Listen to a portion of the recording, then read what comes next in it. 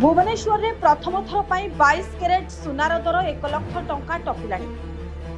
10 ग्राम 22 carat सुनार मूल्य 1,01,100 टंका पहुंची सारिलानी।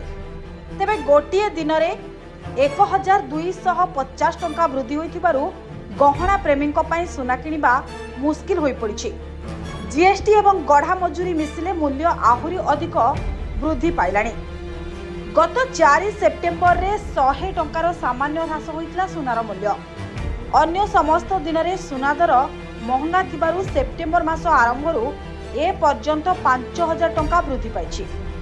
तेबे 24 कैरेट सुनार दर 10 ग्राम पिछा 1,360 टंका बढ़ी 1,08,930 टंका पहुंची, जहां एबे रेकर्ड मूल्य।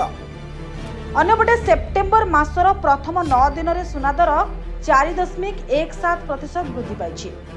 तेबे विशेषज्ञ मानक कहवा अनुसार अंतर्जातीय कारणगुड़िक रूस यूक्रेन युद्ध, अमेरिकार व्यापार नीति एवं डॉलर मूल्यर अविरत वृद्धि जोगु सुना ग्राफ उपरकू उठुछि। ता सहित पुंजी विनियोगकारी माने सुना को सुरक्षित निवेश भाव में मानिथिबारु मध्य एहार चाहिदा बढ़ुछि।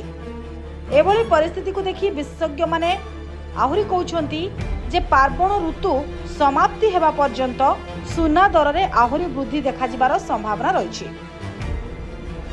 Report ATV Odisha live.